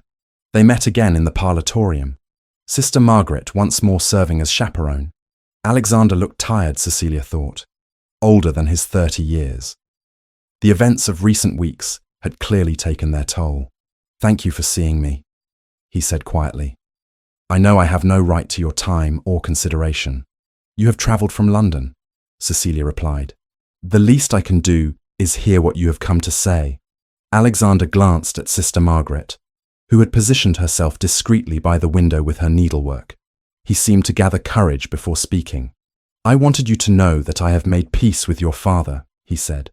We met several days ago, It was a difficult conversation, but necessary. We both acknowledged our failures regarding you and Edmund. My father wrote to me, Cecilia said. He seems genuinely remorseful. He is. As am I. Alexander leaned forward slightly. Cecilia, I have done everything I can think of to make amends for the harm I caused. I know it is not enough, that nothing could ever be enough. But I want you to know that you are free. Free from scandal. Free from false accusations. Free to build whatever life you choose. And what of you? Cecilia asked. What life will you build? I do not know, he admitted. For 6 years, I have lived with the guilt of what I did to you. Now that some measure of justice has been achieved, I find myself uncertain of my purpose. The estate will continue, of course. I have responsibilities that must be met. But beyond that, he trailed off, his expression bleak. You speak as though your life ended 6 years ago as well, Cecilia observed. In some ways, it did. I destroyed the best thing that had ever happened to me. I allowed pride and grief to turn me into someone monstrous. That is not easily forgotten or overcome. They sat in silence for a moment, the weight of shared history heavy between them. I want you to know, Alexander said finally, that I will not contact you again after today. I do not wish my presence in the world to be a burden or complication for you. Whatever you decide about your future, whether you take vows here or return to society or choose some entirely different path, I will respect that decision and keep my distance. Something twisted painfully in Cecilia's chest at those words. She had expected to feel relief at the promise of his absence, but instead she felt an unexpected sense of loss. That is very considerate, she managed. It is the very least I owe you. Alexander stood, clearly preparing to depart. I wish you every happiness, Cecilia. You deserve nothing less than joy and peace, and I hope you find both in abundance. As he turned to leave, Cecilia found herself speaking before she had consciously decided to do so. Alexander, wait. He turned back, hope flaring briefly in his eyes before he carefully suppressed it. Cecilia struggled to articulate the confusion of emotions churning within her. I do not know what the future holds. I do not know what I want or where I belong. But I think I need to make those decisions without the weight of our past defining every choice. Of course, Alexander said. That is precisely what I am trying to give you. And yet your complete absence might be as much a defining factor as your presence. Cecilia replied, surprising herself with the observation. I do not know if I can forgive you fully, Alexander. The wounds are deep and will take time to heal if they ever do. But I am beginning to understand that holding on to anger and pain serves no one, least of all me. Alexander stood very still, barely breathing. What are you saying? I am saying that perhaps, when I have discerned my path and taken the first steps upon it, there might be room for, not reconciliation exactly, but perhaps conversation. The possibility of a future that is not entirely defined by the failures of the past. That is more than I dared hope for, Alexander said quietly. After he left, Cecilia returned to the chapel. It was late evening, and the sisters had retired for the night. She knelt alone in the darkness, lit only by a single candle burning before the altar, and finally allowed herself to confront the full truth of her situation. She was not called to religious life. She had come here seeking refuge, and that refuge had served its purpose. But continuing to hide behind convent walls when the danger had passed would be cowardice, not devotion. More difficult to admit was the other truth. Her feelings for Alexander had not died. They had been buried beneath layers of hurt and betrayal, but they persisted stubbornly, refusing to be completely extinguished. She did not know if those feelings could be resurrected into something healthy and whole, if trust could be rebuilt on the ruins of what had been destroyed. But she was beginning to believe she owed it to herself to find out, not because she needed Alexander to be complete, not because she sought to return to the life she had lost 6 years ago, but because running from difficult truths had brought her to this crossroads, and she was tired of running. The decision crystallized in that moment of darkness and candlelight. She would leave the convent, not for Alexander, but for herself. She would build a new life, one of her own choosing, using her skills and passion to serve vulnerable children in a different way. and she would allow herself the possibility of healing, of forgiveness, of perhaps even love, though she would approach those possibilities with caution and clear eyes. When she rose from her knees hours later, her body was stiff and cold, but her spirit felt lighter than it had in years. The path ahead was uncertain, even frightening, but it was hers to walk, freely chosen rather than desperately claimed, and that made all the difference. The morning Cecilia left the convent of St. Agnes dawned grey and cold, autumn rain falling in sheets that turned the courtyard into a patchwork of puddles. She stood in the Mother Superior's office for the final time, wearing the simple travelling dress that had been purchased for her return to secular life. The coarse fabric of her novice habit lay folded on the desk between them, a chapter closing. "You are certain of this decision?" the Mother Superior asked, though her tone suggested she already knew the answer. "I am," Cecilia replied, "not because I doubt the value of religious life, but because I understand now that it is not my calling. I came here seeking refuge, and you gave it generously. But I cannot build a genuine vocation on a foundation of fear and flight." The older woman nodded, rising from her chair. She opened a drawer and withdrew a small object wrapped in cloth. "Then take this with you, child. Remember that faith exists beyond these walls as surely as within them." Cecilia unwrapped the cloth to find a rosary, the beads worn smooth by decades of prayer. "I cannot take this. It is yours." "And now it is yours," the Mother Superior said firmly. "You will need reminders of peace in the days ahead. The world is beautiful and terrible in equal measure. This will help you remember that you are never alone, never without God's presence, regardless of where you choose to serve." Cecilia clutched the rosary, tears blurring her vision.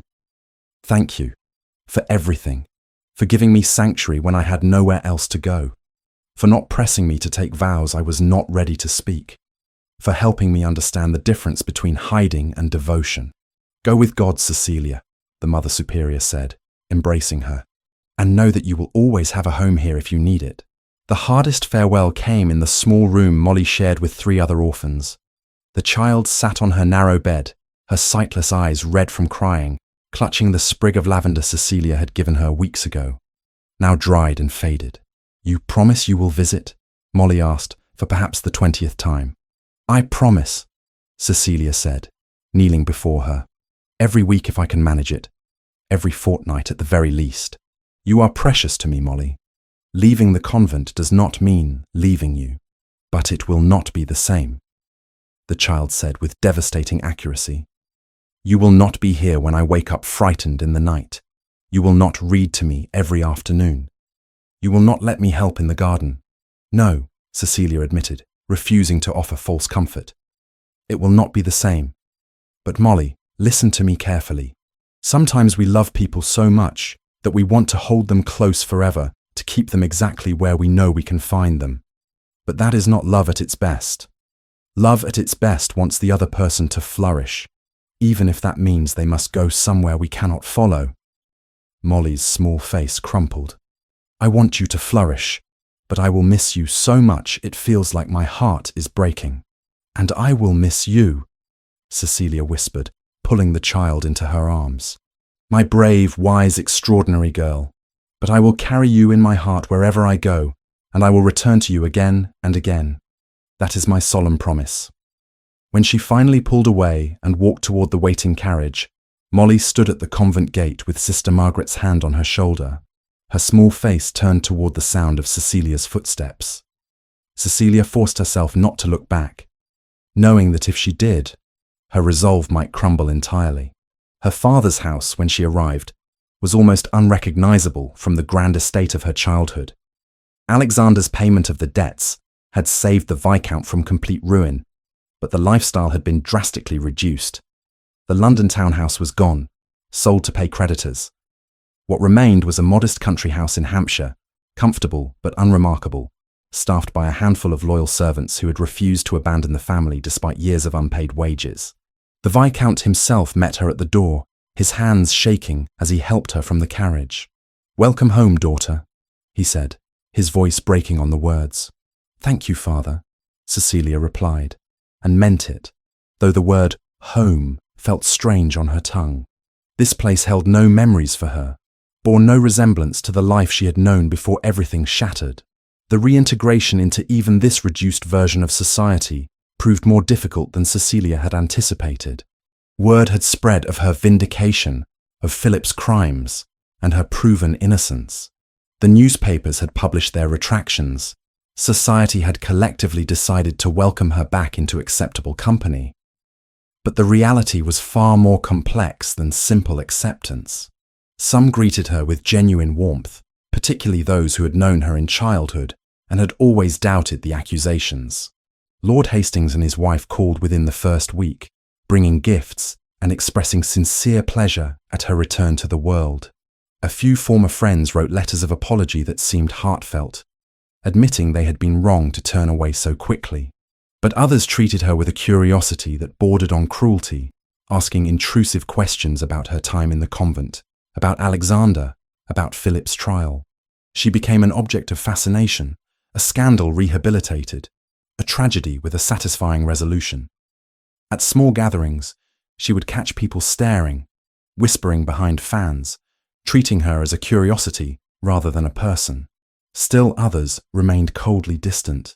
Lady Pemberton, who had sent that effusive note of apology, smiled at Cecilia in public, but found excuses to avoid actual conversation. Miss Caroline Winters, her former close friend, nodded politely when they encountered each other at church, but made no effort to renew their intimacy. Cecilia discovered that vindication did not erase the years of shame. People might acknowledge her innocence intellectually, but emotionally, the stain of scandal lingered. She was the woman who had been publicly disgraced, regardless of whether that disgrace had been justified. Some element of suspicion, of distance, would likely always remain. 3 weeks after leaving the convent, on a grey November afternoon, Cecilia made a pilgrimage she had been both dreading and needing. She asked her father's coachman to take her to the small parish church where Edmund had been buried. The churchyard was quiet, leaves carpeting the ground in shades of rust and gold. Edmund's grave lay beneath an old oak, the headstone simple. Edmund James Hartley, beloved son and brother, called home too soon. The dates carved below showed a life cut brutally short. Cecilia knelt on the damp earth, heedless of her dress, and finally allowed herself to grieve properly. For 4 years, her sorrow for Edmund had been tangled with anger at Alexander, with shame at the accusations, with the desperate need to survive each day. She had never simply mourned her brother, the bright, eager boy who had deserved so much more than he had been given. "I am sorry," she whispered, her fingers tracing the letters of his name. "I am sorry. I did not fight harder for the truth immediately. I am sorry I fled into the convent and left your memory to be tainted by lies. I am sorry it took 6 years to prove what I should have insisted upon from the beginning, that you were good and honest and did not deserve what happened to you." The wind moved through the oak branches, scattering leaves across the grave. Cecilia wiped her eyes and continued speaking to the silent stone. "Philip will face justice for what he did. He will hang for your murder, and your name has been cleared, Edmund. Everyone knows now that you were innocent, that you died because you tried to do the right thing. I wish that knowledge could bring you back. I wish I could see you grow into the man you would have become. But all I can do is promise to honor your memory by living the kind of life you would have been proud of. A life of courage and honesty and service to those who need help." She stayed until the light began to fade, talking to Edmund as she had not done since his death, sharing her plans and fears and hopes. When she finally rose to leave, her knees stiff and her dress muddy, she felt lighter than she had in years. Not healed, grief did not work that way, but released from the particular agony of unfinished mourning. Alexander kept his word about maintaining distance. 5 weeks passed without any communication from him. Cecilia told herself she was grateful for the space, for the opportunity to establish her new life without complications. But she noticed his absence more than she expected, found herself wondering what he was doing, whether he was well, if he ever thought of her. The accidental meeting that finally broke the silence occurred at a charity event organised by Lord Hastings to raise funds for orphaned children. Cecilia had agreed to attend specifically because of the cause.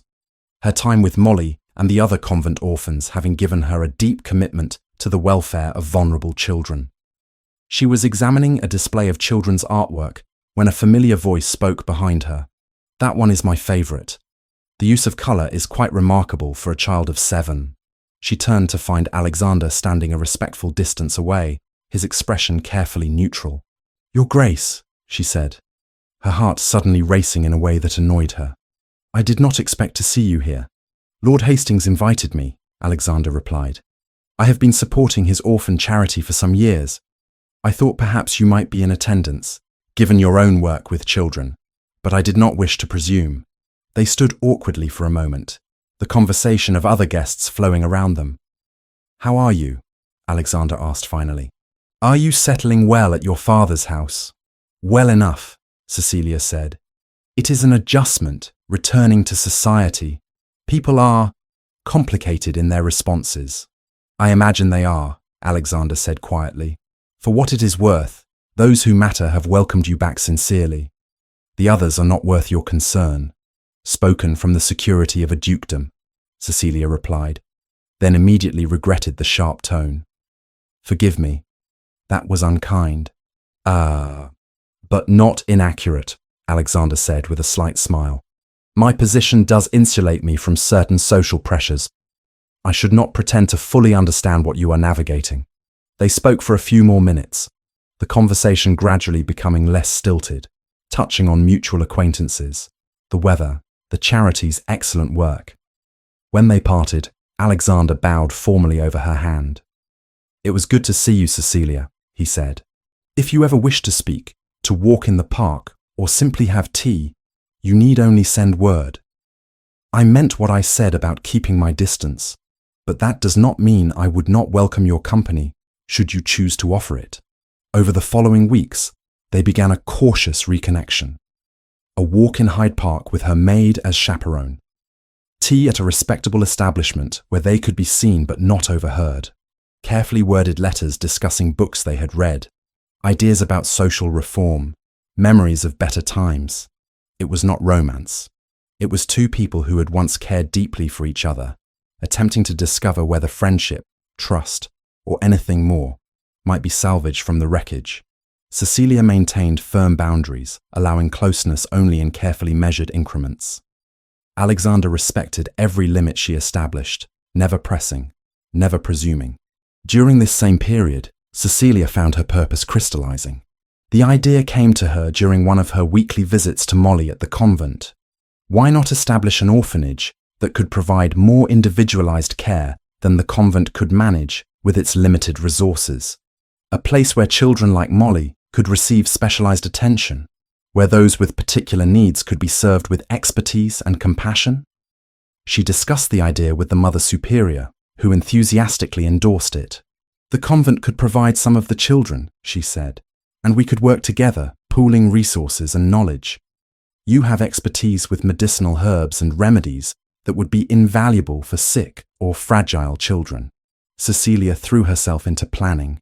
She researched models of orphan care, consulted with physicians about the needs of children with various ailments and disabilities, began sketching plans for a building that would be warm, safe, and specifically designed for vulnerable children. When Alexander learned of the project, he requested a meeting.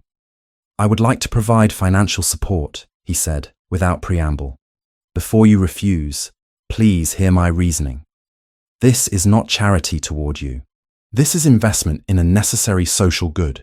If you are creating something that will genuinely help children who have no one else, that is precisely the kind of work my resources should support."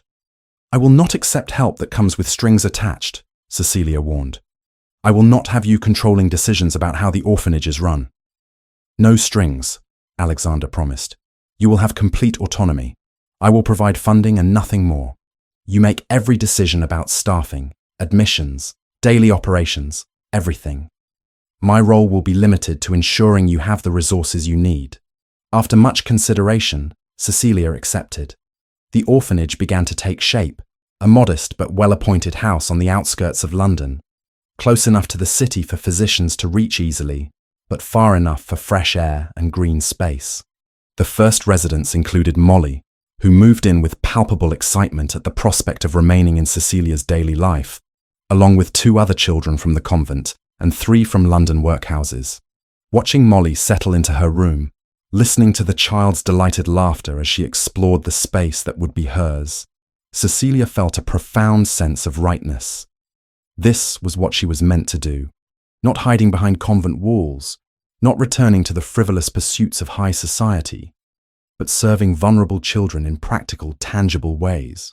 3 months into this new life, Cecilia could no longer contain the accumulated emotion that still swirled within her regarding Alexander. They were walking in the garden of her orphanage, watching several children play, when she stopped abruptly and turned to face him. "I need to say something," she began, "and I need you to listen without interrupting." Alexander nodded, his expression serious. "For 6 years I have carried rage and pain about what you did to me," Cecilia said, her voice shaking. "You destroyed me, Alexander. Do you understand that? You stood in front of all of society and proclaimed me a liar and a thief. You ended our engagement, ended any hope I had for a future, without even asking me if the accusations were true. You took Philip's word over mine without a moment's hesitation." "I know," Alexander said quietly. "You made me question my own worth," Cecilia continued, tears streaming down her face now. "You made me feel like I deserved the shame, the exile, the loss of everything I had known. Even my own father believed I was guilty because you, the great Duke of Winterbourne, had said so. Your words carried such weight that they crushed not just my reputation, but my sense of self." "I know," Alexander repeated, his own eyes glistening. "And then you simply disappeared from my life.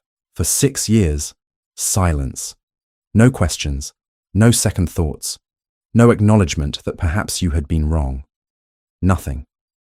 You left me to rot in the consequences of your judgment." Alexander opened his mouth to speak, but Cecilia held up her hand. "I am not finished. What makes it worse, what makes it almost unbearable, is that I loved you. I loved you desperately, completely. I would have trusted you with my life, and you used that love, that trust, as a weapon against me, when I most needed someone to believe in me, to stand beside me. The man I loved destroyed me instead. I am sorry," Alexander said, his voice breaking. "I know those words are inadequate, but I am more sorry than I can ever express." "I know you are," Cecilia said, wiping her eyes. "And that is what I am trying to reconcile. How do I hold both truths simultaneously? That you failed me catastrophically, caused me immeasurable pain, and that you are genuinely remorseful and have tried to make amends. How do I move forward when the past is so heavy?" They stood in silence for a long moment, the sounds of playing children a strange counterpoint to the gravity of their conversation. "I do not know if I can ever fully forgive what you did," Cecilia said finally. "The wounds are too deep. They have scarred over, but they will never disappear entirely. But I am beginning to understand that holding on to the anger, nursing the pain, only continues to poison me. It does not hurt you. It hurts me.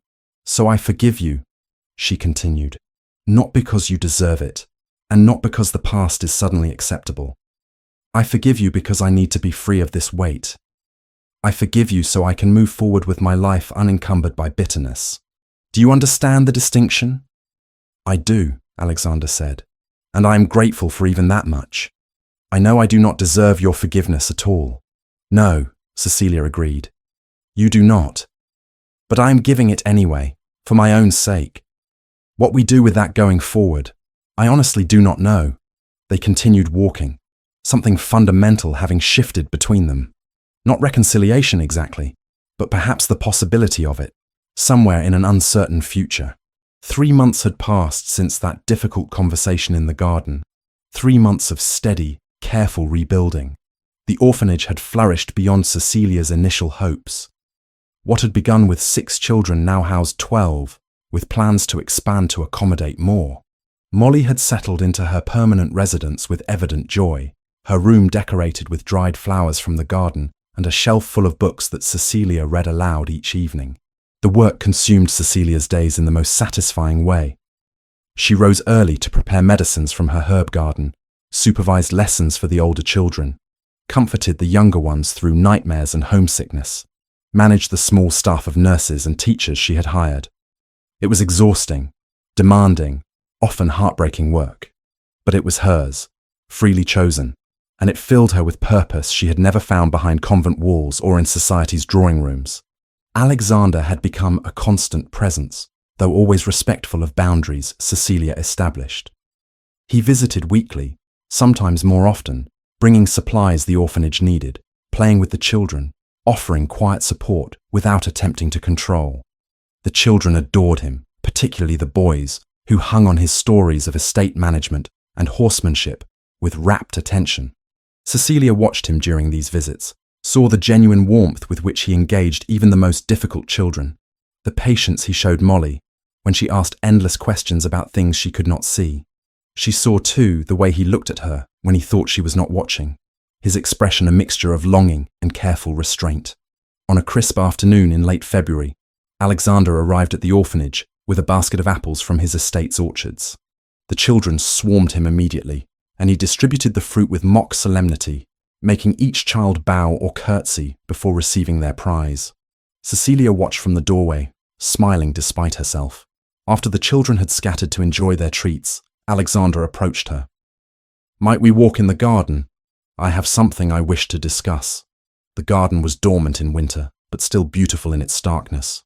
Bare branches traced delicate patterns against the grey sky, and the herb beds lay sleeping beneath blankets of mulch, waiting for spring's resurrection. They walked in silence for several minutes before Alexander stopped near the bench where Cecilia often sat in warmer months. He turned to face her, and she was startled by the intensity of his expression. "I have tried to be patient," he said quietly. "I have tried to give you space and time without pressure. But Cecilia, I find I can no longer remain silent about what is in my heart." Cecilia felt her pulse quicken. "Alexander, please, let me speak before courage fails me entirely." He took a breath, steadying himself. "These past months, watching you build this extraordinary thing, seeing you with the children, witnessing your strength and compassion and brilliance, I have fallen in love with you all over again. Not the girl you were 6 years ago, though I loved her desperately, but the woman you have become despite everything I did to break you." He dropped to one knee on the cold ground, and Cecilia's breath caught. "I know I have no right to ask this," Alexander continued, his voice rough with emotion. "I know the past can never be erased or fully reconciled. But Cecilia, I am asking anyway. Will you marry me? Not to return to the life we might have had, but to build something new together. A partnership of equals, where your work continues unimpeded, where trust is earned daily through action rather than assumed, where we face whatever comes with honesty rather than pride." Cecilia stared at him, her mind racing. Part of her wanted to say yes immediately, had perhaps been waiting for this question since the day she forgave him. But another part, the part that remembered 6 years of suffering, hesitated. "Stand up," she said finally. "Please, Alexander, stand up." He rose, dusting dirt from his knee, his expression anxious but patient. "I need you to understand something," Cecilia said carefully. "If I say yes, it will not be because I have forgotten what happened. The scars will always be there. There will be days when something reminds me of the pain, when I struggle to trust fully, when old wounds ache. Can you accept that reality? Can you live with a wife who may never be entirely free of the past?" "Yes," Alexander said without hesitation, "because I too carry scars from what I did, and I would rather face those scars together, helping each other heal as much as possible, than spend the rest of my life alone, with regret as my only companion. And my work here," Cecilia pressed. "This orphanage is not a hobby or a temporary charitable endeavour. This is my calling, my purpose. I will not abandon these children for any reason. Can you truly accept that your Duchess will spend her days caring for orphans? That she will come to dinner with medicine stains on her dress? That she will sometimes be too exhausted for social obligations?" "I can," Alexander replied. "In fact, I would be honored to support that work however I can. Cecilia, I do not want to take you away from your calling. I want to share your life, including this vital part of it. And if you ever doubt me again, Cecilia said, her voice hardening, if you ever let someone else's word override your trust in me, if you make decisions about our life without consulting me as an equal, this will end immediately. I will not survive being destroyed by you twice. Do you understand? I understand completely, Alexander said, and I give you my word, backed by every action I will take for the rest of my life, that I will never fail you in that way again. Communication, honesty, and trust will be inviolable between us. Cecilia looked at him for a long moment. This man who had broken her heart, and then spent months painstakingly trying to prove he had changed. She thought of Edmund, who had deserved the chance to grow and love and build a life. She thought of Molly and the other children, who taught her daily that love meant choosing hope despite risk. She thought of herself at 20, full of dreams that had been shattered, and herself at 26, having built new dreams from the rubble. Yes, she said quietly. Yes, Alexander, I will marry you. The joy that flooded his face was almost painful in its intensity. He reached for her hands, and this time she did not pull away. Thank you, he whispered. I swear to you I will spend every day earning this gift. You had better, Cecilia replied, but she was smiling. They were married 6 weeks later in a small ceremony that deliberately eschewed social spectacle. The church was the same one where Edmund lay buried, the guest list limited to those who truly mattered. Lord Hastings and his wife attended, along with a handful of genuine friends. The Mother Superior made the journey from Sussex with Sister Margaret, their presence a blessing Cecilia cherished. The orphanage children sat in the front pew, scrubbed and dressed in their finest, Molly among them in a white dress, her role as flower girl executed with tremendous concentration as she scattered petals along the aisle, guided by sound and careful counting of her steps. The Viscount Hartley wept openly as he walked his daughter down the aisle, his hand trembling on her arm. I am so proud of you, he whispered, of what you have survived, what you have built, the woman you have become despite everything. I know, Father, Cecilia replied, squeezing his hand. I know. Alexander waited at the altar in a simple dark suit, eschewing the elaborate ducal regalia he might have worn. When Cecilia reached him, she saw tears on his cheeks, and her own eyes filled in response. The ceremony was brief, but profound. They exchanged vows written by themselves rather than the traditional words, each promising honesty, communication, respect, and partnership above all else. Between them on the altar rested a small framed portrait of Edmund, his young face smiling from the canvas, a silent witness to the union that his death had once made impossible. After the ceremony, while guests gathered for a simple reception at Cecilia's father's house, the newlyweds made one stop before joining them. They drove to the churchyard, to Edmund's grave beneath the oak tree. Together, they knelt on the ground that was now showing early signs of spring growth. Cecilia placed a bouquet of early crocuses and snowdrops on the headstone, while Alexander rested his hand on the cold marble. We did it, Edmund, Cecilia said softly. We found the truth. Philip answered for what he did to you. And we are going to live the kind of lives you would have been proud of. Lives of honesty and courage and service. I am sorry I failed to protect you, Alexander added, his voice thick. I am sorry I let your death go unavenged for so long. But I promise you, your memory will be honored. We will live the way you tried to live, with integrity and compassion. They sat in silence for several minutes, letting the peace of the place settle over them. Then Cecilia rose, brushing grass from her wedding dress, and offered her hand to Alexander. Come, she said. We have a life to build. 1 year later, the orphanage had expanded to house 15 children.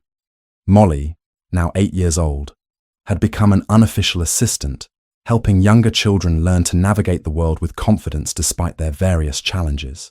She had taught herself to read, using special books with raised letters, and spent hours reading aloud to the smaller children, her clear voice bringing stories to life. Cecilia divided her time between the orphanage and Winterbourne Hall, but the balance heavily favoured the former.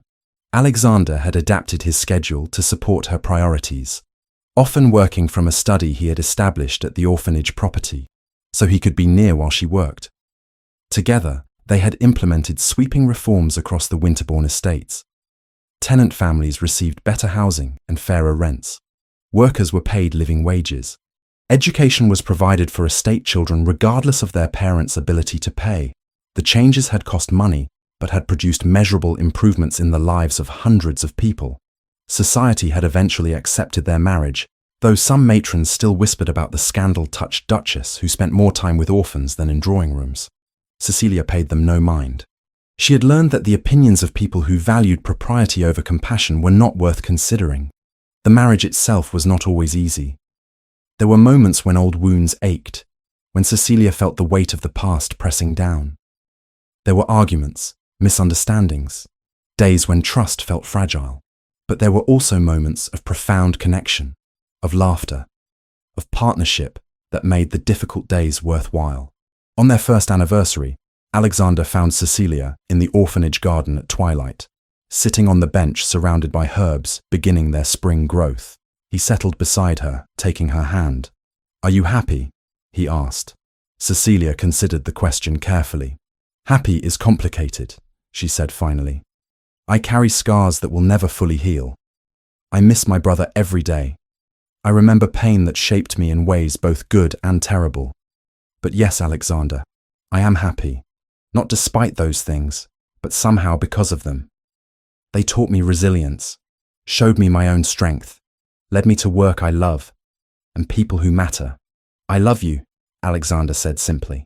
"I know," Cecilia replied. "And I love you too. The man you have become, the man you prove yourself to be each day through actions rather than promises. That is enough. It is more than enough." They sat together as darkness fell, watching lights bloom in the orphanage windows, listening to the distant sounds of children being settled for the night. It was not the life either of them had imagined 6 years ago. It was better, built on truth and choice rather than illusion and expectation. And that, Cecilia thought, was the greatest gift of all. The end.